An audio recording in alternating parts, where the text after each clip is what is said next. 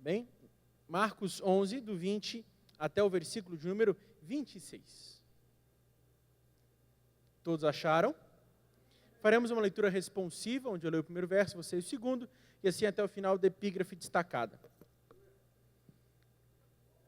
E eles, passando pela manhã, viram que a figueira se tinha secado desde as raízes.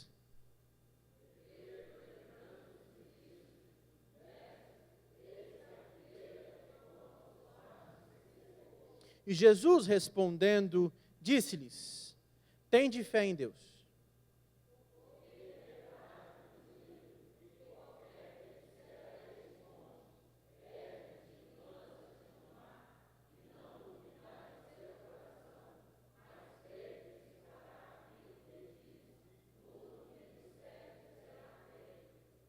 Por isso, vos digo que todas as coisas que pedirdes, orando, crede receber, tê-las-eis.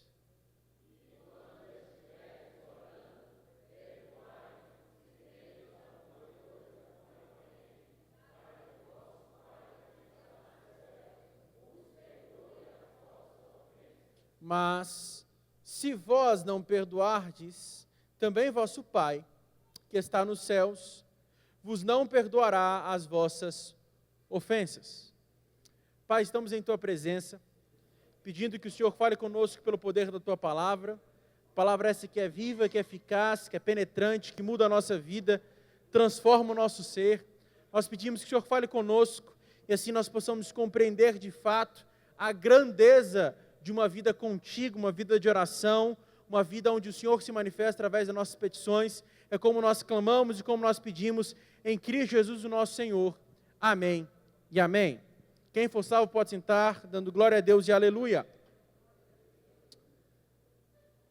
Meus irmãos, antes de começar a pregação, não se esqueça, próxima quinta-feira, nós temos a nossa Quinta da Restauração, e eu convido você para estar presente aqui. Quem estará pregando é o pastor Antônio Márcio. Venha, será um tempo oportuno para o meu e para o seu crescimento. Então, convido você para estar participando da próxima Quinta da Restauração. Tenho certeza que Deus falará grandemente aos nossos corações. Amém? Há 3 subtemas que estão inseridos na epígrafe que lemos aqui. A primeira é que Deus responde a nossa oração. Em sua graça concede-nos poder para viver o sobrenatural. Segundo, para experimentarmos essa ação sobrenatural, precisamos de uma fé destemida. Precisamos orar sem duvidar. Terceiro, precisamos de perdão em nossa oração. Nossa oração deve ser comunitária. Devemos orar, lembrar de amar uns aos outros e perdoar aqueles que nos feriram. Nós iremos aprender hoje a respeito de como orar com poder, ou como nós devemos orar. E esta oração é marcada pelo poder. Versículo 20 começa dizendo: e eles, passando pela manhã, viram que a figueira se tinha secado desde as raízes. O que causou espanto nos discípulos, principalmente na figura de Pedro aqui, é que num curto período de tempo, 24 horas aproximadamente, uma figueira se secou. Uma árvore aparentemente frondosa, com muitas folhas, secou de um dia para o outro. Uma árvore que aparentemente estava começando a florescer, ou no início de um processo de florescimento, simplesmente secou de uma hora para outra. A maldição que Jesus lançou sobre aquela figueira, ali, está muito mais enraigada na figura do Israel espiritual. Mas o que é destacado no texto é que essa figueira se secou desde as raízes. Ou seja, Jesus disse: olha, figueira, você nunca mais voltará a dar frutos. Mas o que aconteceu, de fato, foi muito mais profundo. Ela secou da raiz. Ela não só se tornou improdutiva, infrutífera, ela morreu, ela secou. Ali, percebemos que Jesus não simplesmente estava condenando figurativamente Israel, mas ele estava deixando claro que aquela religiosidade, a religiosidade demonstrativa, figurativa e simbólica deveria acabar. A figueira é uma simbologia usada principalmente dentro do profetismo do Antigo Testamento para falar de Israel. Jeremias, no capítulo 24, Oséias, no capítulo 9, e Naum, no capítulo 3, expressam exatamente isso. Ainda mais, uma figueira infrutífera, como está listado em Jeremias 8:13 e Miqueias 7:1.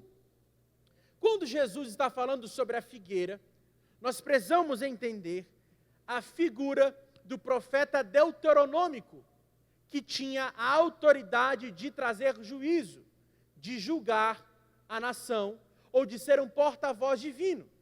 Ali Jesus está encarnando essa figura, um juiz, um profeta, que está trazendo juízo sobre a nação. Quando Jesus ele começa aqui sobre este processo de degringolar do sistema religioso, nós percebemos algo que é necessário compreender. Jesus está começando a apresentar uma nova realidade, uma nova percepção do reino, uma nova forma de espiritualidade, de vida com Deus. E o ápice disso está lá no capítulo 13, quando ele diz: este templo que vocês estão vendo, não ficará pedra sobre pedra. Mas ele fala que este templo ressurgirá ao terceiro dia, apontando para a sua figura. Jesus estava dizendo que aquela metodologia, aquele cristianismo, ou melhor dizendo, aquela religiosidade meramente figurativa, meramente simbólica, meramente litúrgica, deveria acabar. E na sua pessoa, o verdadeiro culto deveria ser instaurado. Jesus estava falando o seguinte: está começando, neste exato momento, a percepção e o juízo sobre a forma de vida espiritual dos judeus.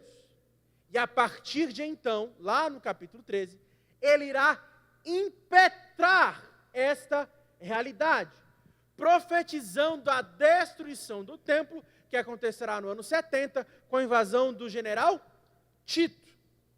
Aqueles a quem Jesus amaldiçoa, de fato, são amaldiçoados. Aquela forma estéril, meramente figurativa, litúrgica, dos religiosos da época, não era mais adequada para dar alimento. Então Jesus, apontando para aquela figueira, ele traz um juízo não meramente físico sobre a figueira, mas espiritual sobre a nação. Quando nós olhamos para o pensamento veterotestamentário, nós vemos que há uma questão que é preponderante, que se reverbera por toda a narrativa do Antigo Testamento. A palavra aliança, esta palavra é uma palavra que traz eixo, é o que nós chamamos em teologia bíblica de fio dourado da teologia. O Antigo Testamento ele é firmado nesta realidade, é firmado a partir dessa percepção bíblica de aliança. Agora, Jesus está revelando que eles estão pecando contra a aliança. Eles estão pecando contra a aliança estabelecida por Deus. E se você é bom de Bíblia, principalmente voltado para o Pentateuco, você já deve ter rememorado que as maldições sobre aqueles que quebram a aliança seriam imediatas. Jesus está cumprindo ali as maldições veterotestamentárias sobre aqueles que estavam desobedecendo a aliança. Por quê? E aqui a gente vai um pouco mais fundo dentro da teologia bíblica. Você é bom de Bíblia e você se lembra. Qual foi o ato que vaticinou, que firmou, que confirmou, que ratificou a aliança levítica em Arão? Você lembra disso? Capítulo 17 de Êxodo. Onde a aliança ela é firmada. Melhor dizendo, capítulo 17 de Números. Onde a aliança ela é firmada. E Deus fala, olha, vocês estão querendo ser sacerdotes? Capítulo 17 de Números. Vocês estão querendo ser sacerdotes segundo a minha vontade? Vamos fazer o seguinte, reúna todo mundo aí que quer ser sacerdote. Todo mundo da tribo de Levi. Junta todo mundo, coloca a vara aqui, e amanhã a vara que florescerá, este será de fato aquele que é chamado por Deus. Um dia depois, a vara de Arão floresce, e ela dá amêndoas, é uma amendoeira. Então aquele ato é o vaticínio de Deus para com a antiga aliança. Ele estava florescendo a vara de Arão. Agora, Jesus está no capítulo de número 11 de Marcos, trazendo uma nova aliança. Não uma aliança confirmada pela frutificação, mas uma aliança confirmada pela esterilidade. Ele estava dizendo, eu projetei o sacerdócio de vocês para serem frutíferos. Mas quando ele entrou no templo, ele simplesmente viu cambistas e comerciantes ali defraudando e vilipendiando o templo do Senhor. Agora Jesus está falando, olha, eu esperava que vocês frutificassem. Entretanto, por vocês não frutificarem, eu trarei juízo sobre a esterilidade de vocês, e vocês nunca mais produzirão frutos. O que Jesus estava fazendo aqui é marcando uma nova aliança, marcando um novo sacerdócio. Por quê? O antigo sacerdócio não cumpriu o seu propósito de frutificação. Agora, em Cristo, um novo sacerdócio instaurado, não segundo a ordem levítica, mas segundo a ordem de Melquisedeque, não sendo necessário mais consanguinidade, mas pertencimento pela fé à família da aliança, à igreja de Cristo. Em Jesus, todos nós somos sacerdotes. Em Jesus, todos nós temos acesso ao Pai. Em Jesus, nós temos livre acesso aos santos santos, porque Jesus está impetrando uma nova aliança sobre aquele povo. E o porquê que isso é importante? Qual era a principal função do sacerdote no Antigo Testamento? A função do sacerdote no Antigo Testamento era uma, basicamente.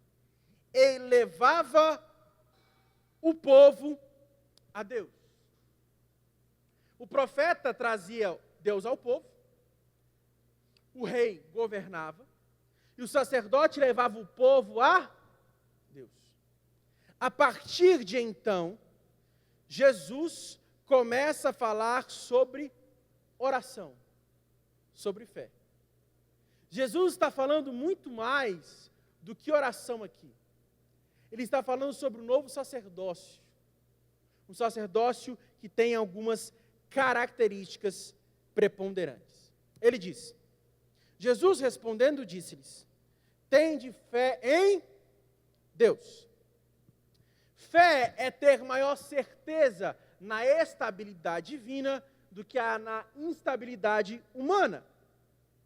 Precisamos buscar fé. Precisamos crescer em fé. Ceticismo não é bom. Medo não é bom. insegurança não é bom. Mas provavelmente eu e você somos sacerdotes fajutos. A gente às vezes ora achando que não vai dar em nada. Eu vou orar aqui porque está mandando orar. Está orando, tem que orar, né? Vamos orar para ver se Deus age. Vamos orar. A gente é um sacerdote meio fajuto. E surgem algumas perguntas na nossa mente. Será que Deus me ouve? Será que Ele me ama? Será que minhas circunstâncias serão mudadas? Será que a minha oração está sendo feita conforme a sua vontade? Jesus está revelando aqui que esta nova forma de entrar no Santo Santos está marcada pela fé em Deus, por superar obstáculos intransponíveis, sustentada pela graça e marcada pelo perdão. Há uma exortação a ter maior consciência em nossa fé. Tende fé em Deus. Fé por fé não salva ninguém. Ah não, eu sou homem de fé. O inferno está cheio de gente que tem fé também. A fé ela deve ser na pessoa de Cristo. É uma fé que nós chamamos de fé objetiva. E eu preciso diferenciar a fé objetiva de fé subjetiva. Eu já tracei algumas pinceladas ao longo de um tempo e vamos começar a fundamentar isso melhor agora. O que é a fé objetiva? É a fé nos acontecimentos históricos narrados na Escritura. Você acredita que Jesus encarnou, sim ou não? Sim ou não? Você acredita que Jesus viveu em santidade, sim ou não? Você acredita que Ele realizou milagres, sim ou não? Você acredita que Ele deu vista aos cegos, sim ou não? Voz aos mudos, sim ou não? Audição aos surdos, sim ou não? Fez paralíticos andar, sim ou não? Mortos ressuscitar também? Você acredita que Ele morreu ao terceiro dia? Que Ele morreu e ressuscitou ao terceiro dia, melhor dizendo, sim ou não? Você acredita que Jesus está vivo? Que é o sumo sacerdote diante de Deus Pai, intercedendo por nós nesse exato momento? Isso é a nossa fé objetiva. É a fé que está atrelada ao que está na história. É a fé bíblica. É a fé na história. É a fé que nós acreditamos que objetivamente Jesus veio, morreu, ressuscitou e está sentado à direita de Deus. E em breve irá buscar o seu povo. Isso nós chamamos de fé objetiva. Ela é prática, ela é credal. É uma fé na crença histórica de que Jesus Cristo existiu, morreu, ressuscitou e voltará uma outra vez. Mas há uma fé subjetiva. Que não basta eu somente acreditar no que está aqui. Eu preciso viver a partir dessa realidade. Como assim, pastor? Eu acredito que Jesus morreu, eu acredito que Jesus ressuscitou, eu acredito que Ele curou enfermos, eu acredito que Ele fez prodígios, mas eu também acredito que Ele pode me curar de um câncer. Mas eu também acredito que Ele pode intervir no meu casamento. Eu também acredito que Ele pode agir na minha família. Eu também acredito que Ele pode salvar o meu filho que está perdido. Eu acredito que Ele pode intervir na minha situação financeira. Porque acreditar no Jesus descrito aqui e não viver essa dimensão da fé é só uma parte da fé que Deus espera de nós. Não basta saber que Ele ressuscitou. Eu tenho que ter a certeza de quando eu morrer, ao soar da última trombeta, eu também ressuscitarei. Isso é a fé subjetiva. É eu acreditar que Jesus está instaurado na história, vivo na história, mas eu também devo acreditar que Ele está na minha história, na minha vida. Com isso nós nos achegamos a Ele com confiança. Sabe por quê? Porque se eu sei que Ele venceu as potestades espirituais, que Ele fez prodígios e maravilhas, que Ele está vivo, eu também sei que a minha causa está nas mãos de quem pode resolver o meu problema. Todos entenderam? A fé objetiva é a fé que está predisposta na história. E a fé subjetiva é a fé na minha história. Ou como alguns costumam dizer, confiança. Fé subjetiva é a confiança que este Deus que agiu na história está agindo na minha vida. Amém? William Hendrickson, um teólogo neotestamentário, ele define fé de algumas formas. Ele diz: fé é a janela da alma através da qual o amor de Deus penetra abundantemente. Fé é a mão aberta pela qual o ser humano aproxima-se de Deus, o doador. Fé é um engate que liga um trem humano ao motor divino. Fé é o tronco da árvore da salvação, cuja raiz é a graça e cujos frutos são boas obras. E a Bíblia toda se baseia nisso. Fé.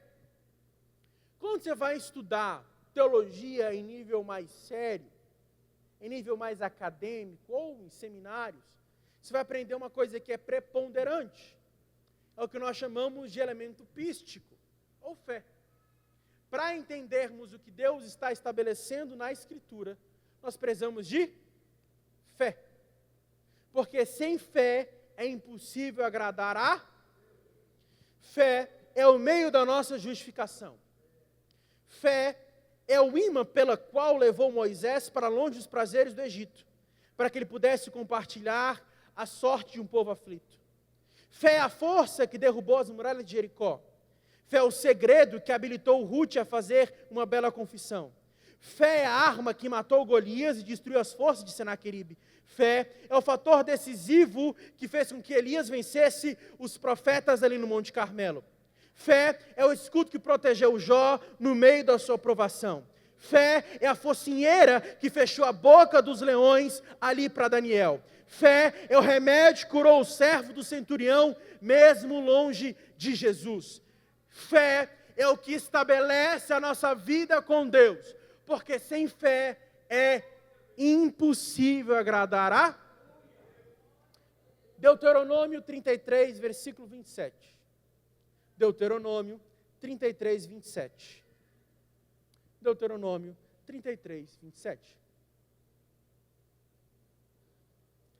33, 27, por favor. Deus eterno, te seja por habitação e por de ti estejam os braços eternos. E lance o inimigo diante de ti e diga: destrói-o. O povo estava no meio de enrascada, preocupado em estar adentrando na terra prometida. Aí olha só o que ele chega à conclusão: Deus está com seus braços ao nosso redor, nos conduzindo e nos fazendo triunfar. Hebreus 11, 1. Hebreus 11, 1. Ora, a fé é o firme, né? Prego no angu não, é o firme fundamento das coisas que se esperam e a prova das coisas que não se. A fé, ela é marcada por esta bidimensionalidade. É algo presente, mas algo que está atrelado ao futuro. Eu acredito hoje para que amanhã se cumpra. Eu vivo hoje para que amanhã se realize. 1 João, capítulo 5, versículo 7. 1 João 5, 7. 1 João 5, 7. Porque esses três testificam no céu: o Pai, a Palavra e o Espírito Santo. Estes três são um. E para nós que conheçamos estes três, volte ao versículo 4, por favor. Porque todo que é nascido de Deus vence o mundo. E esta é a vitória que vence o mundo. A nossa... Você percebe que a fé subjetiva está atrelada à fé objetiva? Eu sei que Deus é trino. Sabendo que Deus é trino, eu creio nele. A minha fé. E a partir dessa fé eu venço o mundo.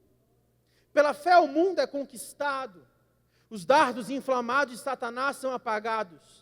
Pela fé, nos colocamos diante da presença de Deus e Ele nos ouve. Pela fé, montanhas se movem, terras são dissipadas, montanhas são movidas. Pela fé, tempestades são acalmadas. Pela fé, mortos voltam à vida. Pela fé, a igreja caminha. Pela fé, a igreja espera. E pela fé, a igreja será consumada na pessoa de Cristo. Pela fé. Tem de fé em Deus. Uma fé objetiva e uma fé subjetiva. Eu creio no Cristo da história e creio no que Cristo faz na minha história. Amém? Você crê que Jesus continua curando, salvando, libertando, transformando, agindo na sua vida? Eu acredito piamente nisso. Versículo 23. Sigamos então. Porque em verdade vos digo, qualquer que disser a este monte, erga-te e lança-te no mar, e não duvidar em seu coração, mas crer que se fará aquilo que diz tudo o que disser lhe será feito. Aqui é um provérbio de Cristo, e há muita tentativa de compreender este versículo. Há 3 prováveis percepções. Primeiro, este monte aqui está se caracterizando, está percebendo-se como o Monte das Oliveiras. E o mar ali está referindo-se ao Mar Morto. Então, lançar o monte no mar é como se ele estivesse dizendo, pegar o Monte das Oliveiras e jogar 32 quilômetros para o Mar Morto. Uma segunda interpretação é o monte que estava o templo, que harmoniza com as predições da destruição do templo, onde o templo seria destruído. Terceiro, é uma metáfora, um provérbio, onde Jesus está tentando expressar o poder da fé. Então, a partir dessa percepção, nós começamos a compreender que a fé, ela deve ser, em primeiro lugar, em Deus. Em segundo lugar, ela deve ser sem dúvida. A fé, ela deve ser crescente. Jesus, contando a parábola sobre o reino, ele diz que é uma semente pequena, mas que ela cresce. Assim é o reino de Deus, progressivo. Olha o que Jesus está falando neste contexto. Uma figueira tornou-se estéril. E agora ele está falando sobre montes irem para os mares. Jesus está falando que aquele que crê em Deus e não duvida, sua fé será progressiva, será crescente. Mas eis a questão: como crescer em fé? Conhecendo a Deus por óbvio, mas passando por situações que gerarão dúvida em nosso coração. Bons marinheiros são formados por grandes tempestades. Quem muito padece sofrimento na vida cristã, normalmente tem uma fé mais robusta. Não estou falando aqui que você tem que ser um sociopata do sofrimento. Deus, eu quero sofrer. Taca mesmo o problema para eu crescer, não é isso. Estou falando que quem normalmente sofre tem uma fé mais abundante. Por quê? Porque normalmente conhecemos a Deus em momentos adversos, em momentos difíceis. E Deus quer se relacionar conosco. Perceba, olha o livro de Êxodo,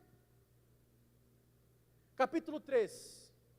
Moisés vai conversar com uma figueira, melhor dizendo, com uma sarça ardente. E conversando com a sarça ardente, ele vê que aquela sarça queimava, pegava fogo e não queimava. Fala, meu Deus, que negócio é esse? O que está acontecendo? Aí vem uma voz que diz, ei, tira a sandália do seu pé, porque o lugar que você está pisando é santo. Faz o seguinte então, se revele a mim, quem é você? Eu sou o que sou.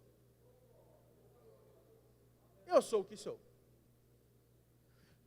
Capítulos depois, ele é chamado por Deus, entende sua vocação, e ele vai até Faraó. Faraó, Deus mandou a gente sair daqui. Deus quer que a gente sacrifique no deserto. Mas quem mandou isso? Quem mandou esse negócio? Quem mandou de vocês sacrificar no deserto? O que é isso? Quem mandou vocês fazerem isso? Quem mandou fazer isso foi o Senhor. Eu não conheço nenhum Senhor. Aí Deus fala para Moisés, Moisés, se preocupa não. Ele vai me conhecer. Se preocupa não.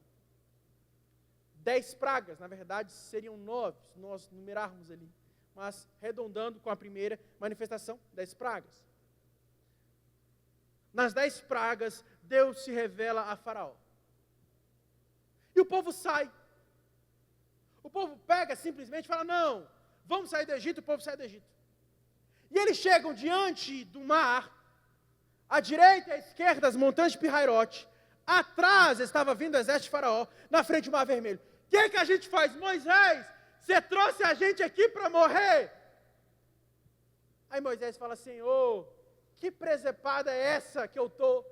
Me ajuda, Moisés. Pega a sua vara, toca no mar, o mar vai se abrir e diga ao povo que marche, Moisés. Tá bom, ele fez. O povo atravessa. E quando os egípcios vão entrar junto do mar, depois que eles atravessam, o mar se fecha e eles morrem. Miriam pega um tamborim junto com as mulheres e começa a cantar. Eles já começam a entender quem é o Senhor. Eles já começam a compreender quem é o Senhor. E eles começam a dizer, digno é o Senhor, em santidade, poder e glória. Eles exaltam ao Senhor. Depois, eles começam a sua peregrinação pelo deserto. Eles veem o mar se abrir, chuva de cordonizes, eles veem pão cair do céu, água amarga virar água doce. Aí chega Moisés, lá no capítulo 33, e fala, Senhor, eu já vi que tu fizeste muita coisa, mas eu quero mais. Me mostre a sua glória, Senhor. Eu quero mais da sua presença. E Deus fala, não, Moisés, eu não posso deixar que você veja minha glória, que você vai morrer. Faz o seguinte, fica na fresta daquela rocha, eu vou passar e você vai vir me ver de costas. E assim ele o fez. E quando ele fez, o seu rosto começa a brilhar. Ele fica cheio da glória de Deus. Perceba, inicialmente Deus falou com Moisés em uma sarça ardente. Depois, ele vê as costas de Deus. Este é o progresso da nossa fé. Uma semente pequena. Às vezes a nossa oração é uma semente frágil, mas à medida que nós vamos conhecendo a Deus, isso vai tornando-se uma grande árvore que produz frutos para que a gente conheça ao Senhor. Mas para isso, nós não podemos duvidar. Precisamos crer no poder deste Deus, crer no poder deste Senhor. Versículo 24. Por isso vos digo que todas essas coisas que pedirdes orando, crede receber, tê-las eis. Olha o que ele está falando. Por isso, digo que todas as coisas que pedirdes, ou seja, tudo que vocês clamarem orando, crendo que já receberam, vocês recebem. Essa expressão reflete o pensamento de alguém que estava tão confiante na resposta divina, que ele já falava o que nós dizemos normalmente. Já deu tudo certo. Não é vai dar tudo certo. É já deu tudo certo.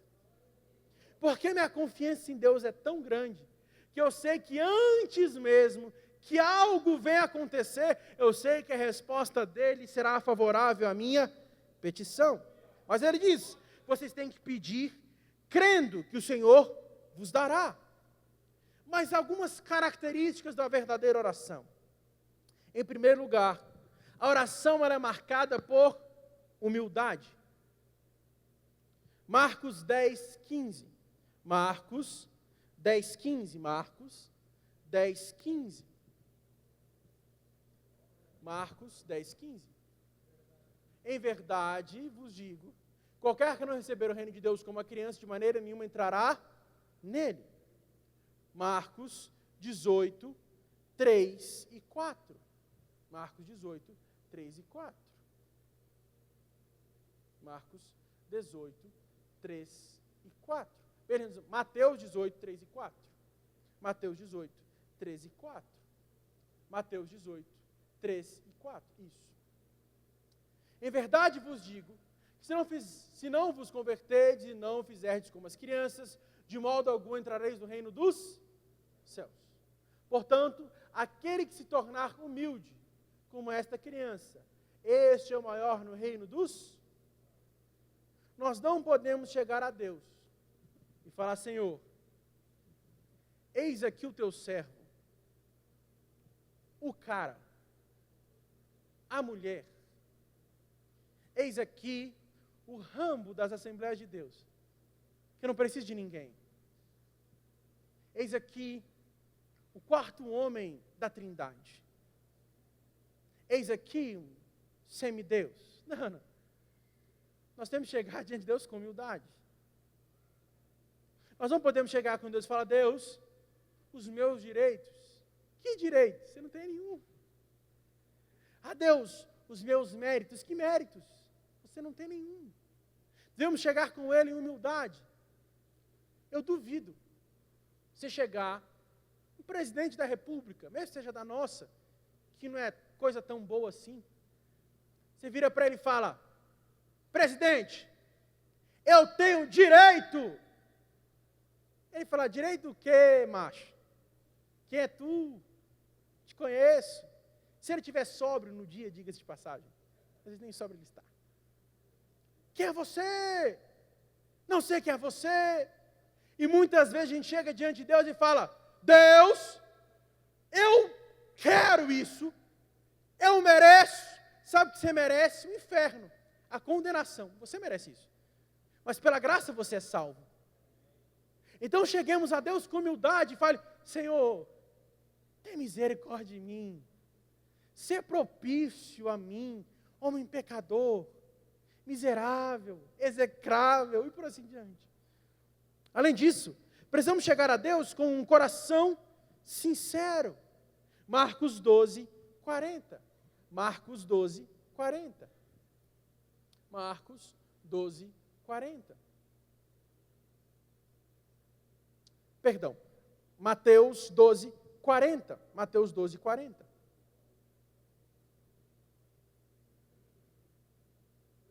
Isso, obrigado. Pois como Jonas esteve 3 dias e 3 noites no ventre da baleia, assim será o Filho do Homem, 3 dias e 3 noites no seio da terra. Quem aqui já leu a passagem de Jonas no ventre da baleia? Ou, melhor dizendo, do peixe. Já leu?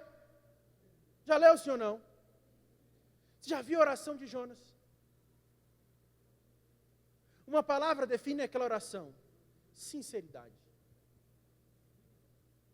Sinceridade. Precisamos entrar com Deus em sinceridade, com o nosso coração entregue, sincero, sem cera. Tiago 1,6. Tiago 1,6. Tiago 1,6. Tiago 1,6. Peça, porém, a Deus com fé, e não duvide, com sinceridade. Seja sincero. Apresente a Deus. Porque muitas vezes nós queremos chegar a Deus e achar que Deus não nos conhece. Ah, eu acho isso formidável. Ah, Senhor, tu sabe que eu não queria fazer. É o quê? Você não queria fazer? Então, por que você fez? Às vezes, você vai dobrar o joelho e você vai orar Deus, o Senhor sabe que eu queria estar dormindo, mas estou buscando a sua presença. Sinceridade. Mas a grande questão é que nós achamos que constantemente a nossa oração está sendo ouvida por uma plateia. Então a gente começa a nossa oração e fala, inenarrável,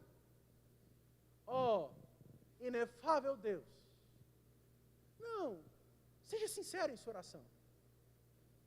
Lê o livro dos Salmos e você verá como há sinceridade naquelas orações. Até quando, Senhor, eu vou clamar e o Senhor não vai me ouvir? Até quando eu vou pedir e haverá miséria sobre mim? Seja sincero em sua petição. Mas além disso, seja perseverante em sua petição. Mateus 7, do 7 ao 8. Mateus 7, 7 e 8.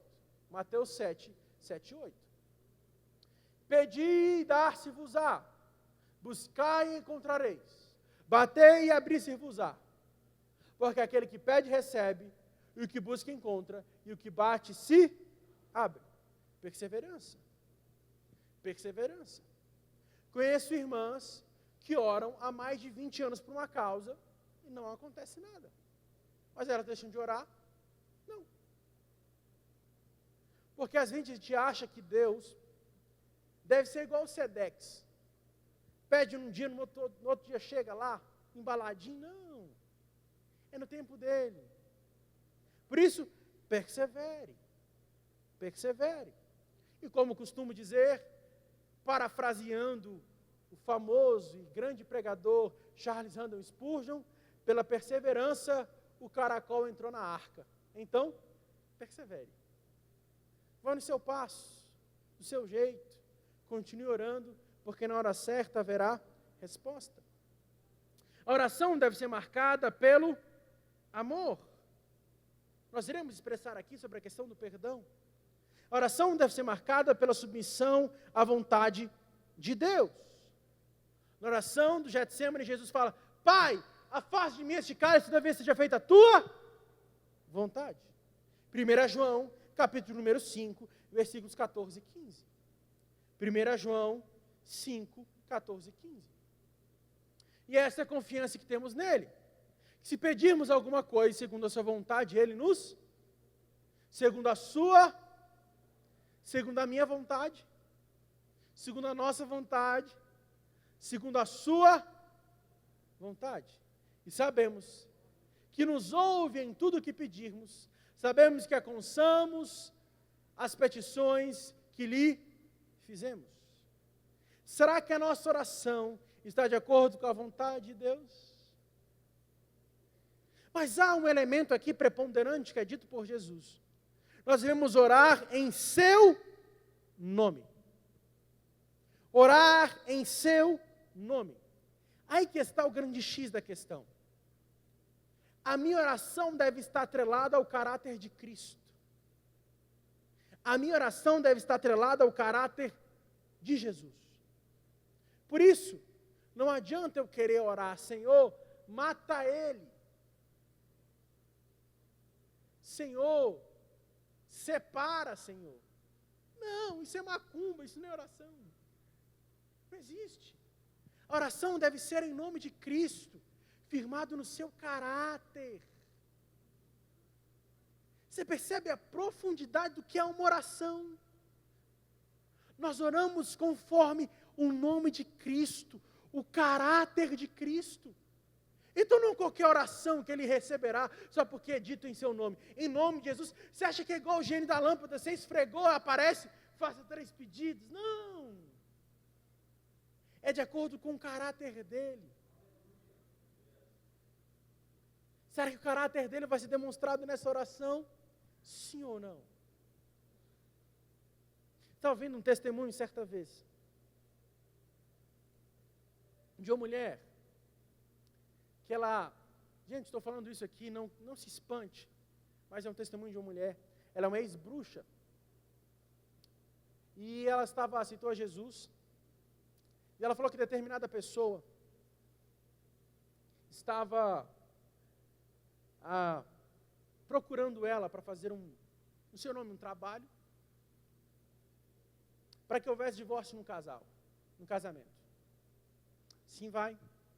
Ela vai lá, gasta um dinheiro absurdo com aquele negócio, compra os trem lá, as cabeças dos bodes, os galinhos, os trem tudo, faz o sacrifício e nada acontece.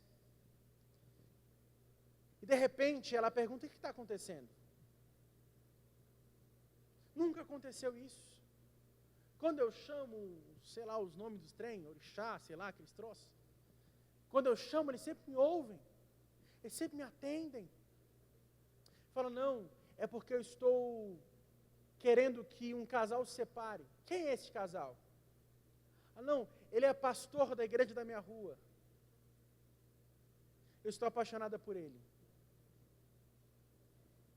E pasmem, aquela mulher era, aspas, crente.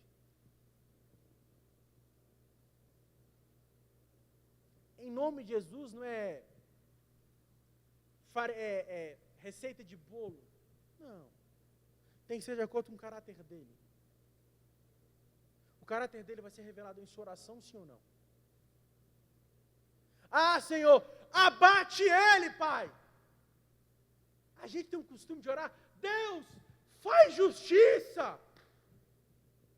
Se fizesse justiça de fato, olha o que aconteceria conosco. Nós somos tão pecadores como aqueles que nós colocamos detrás do juízo. Temos que orar pedindo o caráter de Deus. Nós veremos isso mais à frente, mas vamos avançar. Mas entenda que há poder em nossa oração. Aquilo que nós oramos, Deus nos ouve. E eu queria citar uma experiência que eu tive com Deus. Alguns anos atrás, eu estava na faculdade ainda, época de faculdade. Eu desejei meu coração estagiar no TST, Tribunal Superior do Trabalho. Eu fiz o concurso TST, na época pelo CIE, passei em 200 e pouco, não foi uma boa colocação, mas passei. Estava entre o hall de classificados. E tem um restaurante que meus pais gostavam muito de ir, lá no Lago Sul. Estávamos indo. Quando estávamos indo, toda vez que passávamos por ali, levantávamos a mão e falávamos: Senhor, abre uma porta.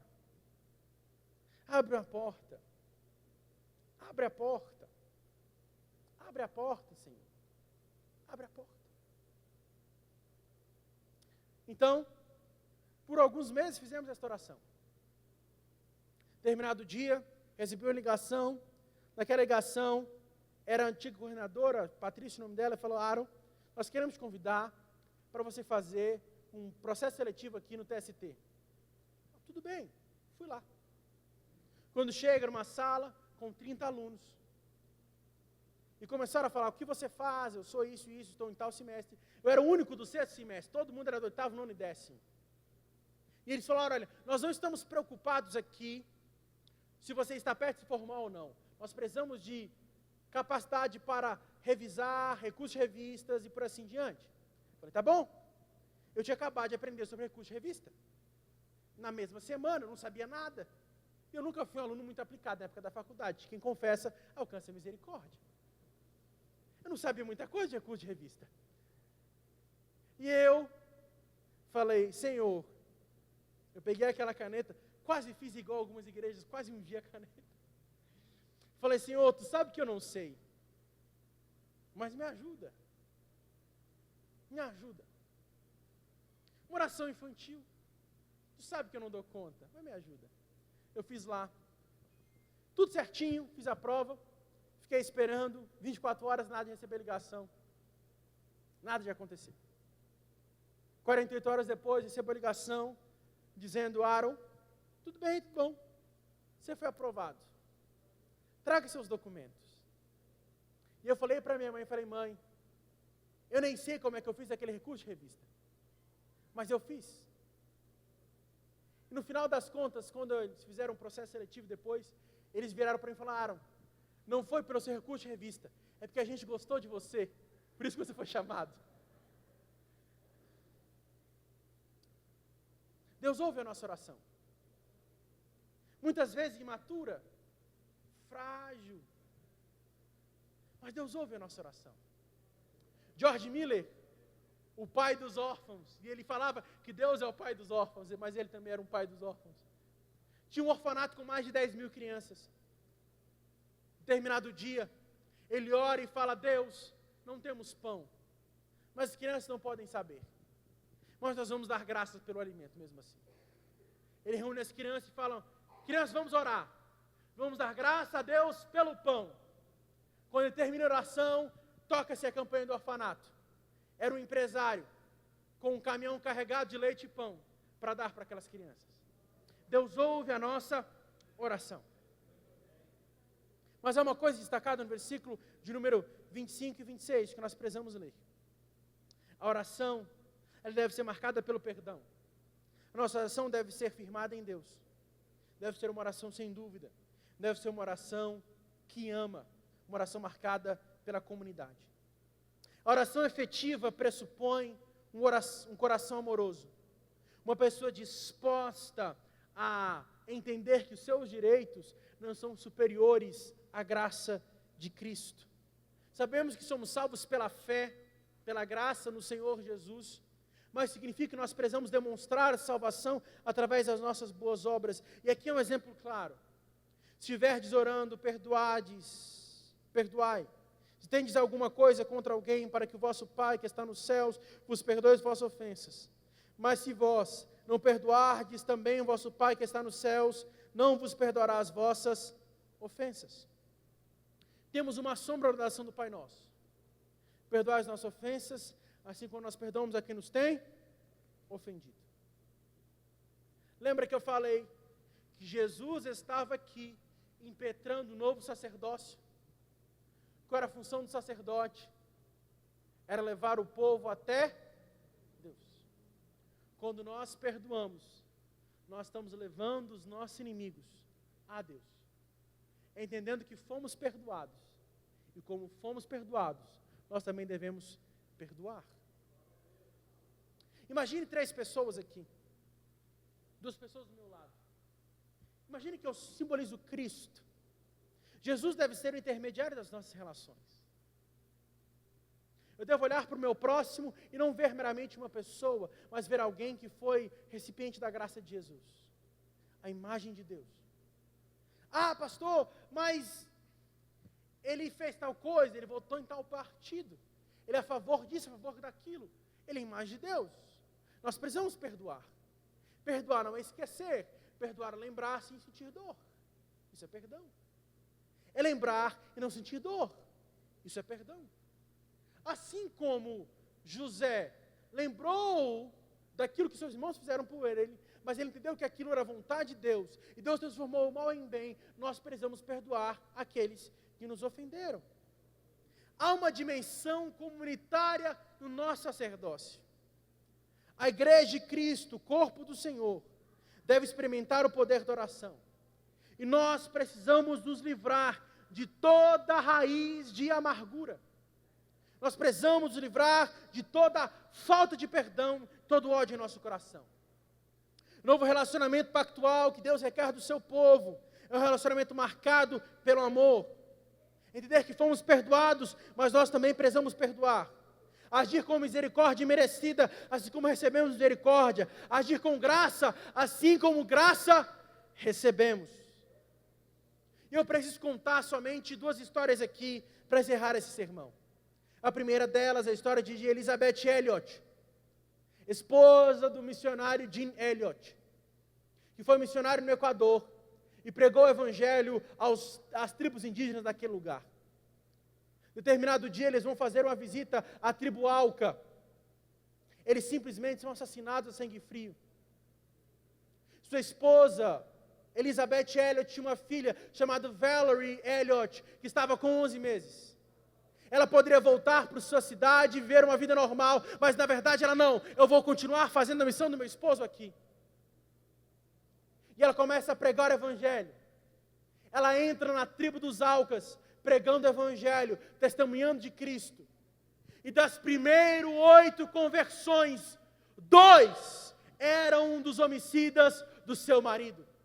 E ela perdoou. Ela perdoou. Nós precisamos perdoar. Entender que também nós somos marcados por este perdão. Há uma segunda história. O nome é Luiz Zamperini. um grande corredor americano. Correu nas Olimpíadas de 36. Era grande cotado para ser medalhista nas Olimpíadas de 40. Porém, por causa da eclosão da Segunda Guerra Mundial, nunca houveram as Olimpíadas de 40. Ele começou a ser militar, se não me falha a memória, ele era da aeronáutica. Mas em determinado dia, sofre um acidente, ele cai, fica a esmo lá no mar, enfrentando várias coisas, inclusive tubarões. Mas ele sobrevive. Mas ele é capturado pelo exército japonês, contrário ao americano. Ele é torturado, violentado, vilipendiado. Ele apanha. Quando ele muda-se para outra instalagem do território, ou melhor dizendo, do exército japonês, um campo de concentração, ele conhece um homem chamado Sr. Watanabe. Watanabe acabou com a vida dele. Pressão psicológica, pressão física, pressão emocional. Ele foi simplesmente violentado em todas as esferas da sua existência. Mas a guerra acaba. Quando ele volta para a sua cidade natal, casa-se, mas era ébrio e bêbado. Ele conhece Jesus através de uma pregação de Billy Graham. Ele perdoa os seus ofensores. No ano de 48, ele volta à prisão de Sugamo. Quando ele volta para aquela prisão, muitos dos homens que ali estavam sendo condenados pelo que fizeram com o exército americano. Estavam sendo marcados para morrer. Iriam morrer naquele exato momento. Iriam ser fuzilados. Entretanto, ao invés deles destilar ódio, ele perdoa todos que o violentaram. No ano 50, ele volta para o Japão como um missionário. Encontra os principais chefes de exércitos do Japão para perdoá-los. Mas o Sr. Watanabe não estava lá. Ele precisava perdoá-lo, mas ele escreve uma carta com o seguinte dizer: por causa da minha experiência como prisioneiro de guerra, que sofri nas mãos castigo injustificado, exorbitante, minha vida depois da guerra se transformou em pesadelo.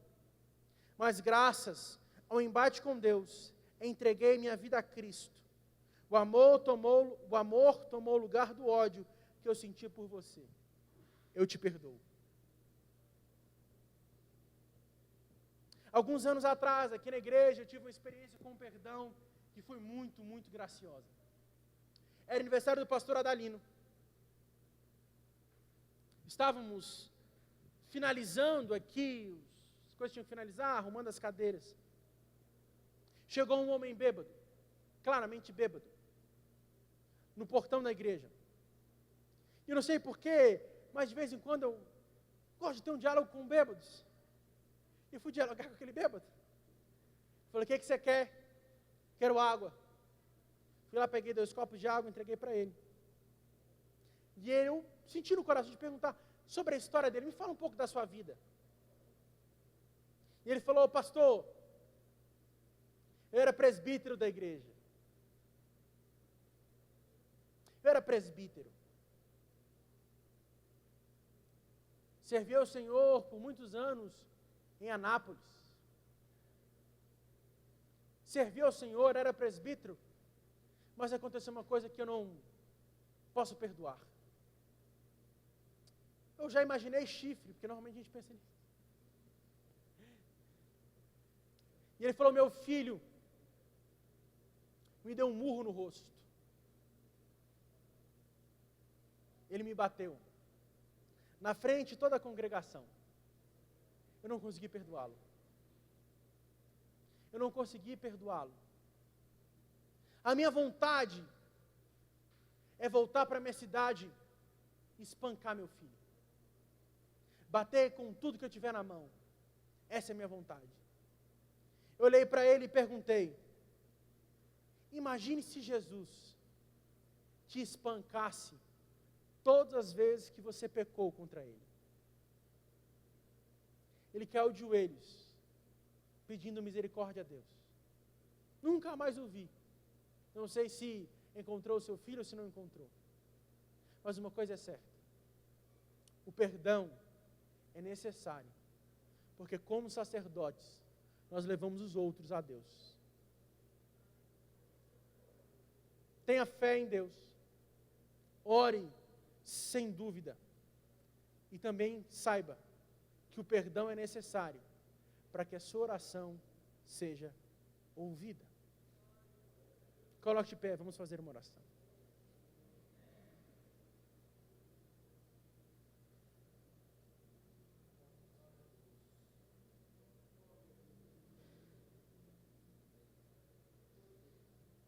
Perdoe.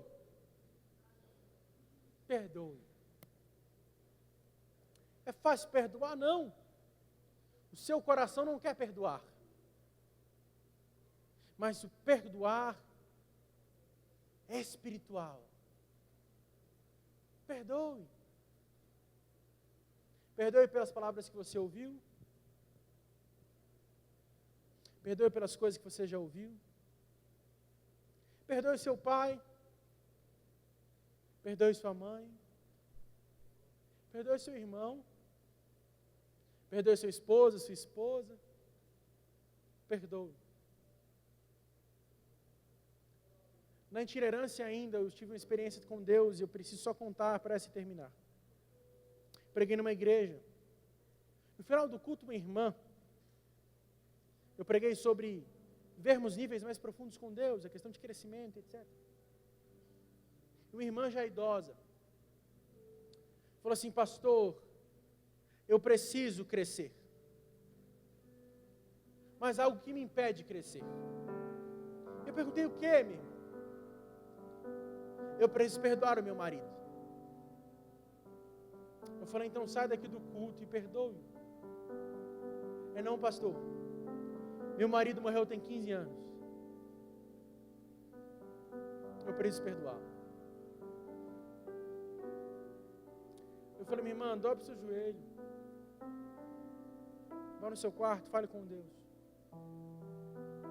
Peça perdão ao Senhor. Peça perdão a Deus. Libere perdão ao seu marido, mesmo que não possa lhe ouvir nunca mais. Perdoe. Um ano depois eu voltei naquela mesma igreja. E aquela irmã que era infrutífera, não crescia, tornou-se líder da UMEG daquela igreja. Às vezes a falta de perdão é como um freio de mão na sua vida espiritual. Às vezes é como Abimeleque. Se não sentarmos à mesa e fazermos uma aliança, não haverá poços para serem cavados. Os poços ficarão infrutíferos. Os poços ficarão secos, sem vida. Perdoe. Perdoe Abimeleque. Perdoe seus irmãos, como José fez. Senhor Jesus, nós queremos rogar a Ti, Pai, na noite de hoje. Estamos começando o ano, crendo que 2025 é um ano do crescimento. Mas Deus, por algum acaso, há dentro de nós alguma raiz de amargura.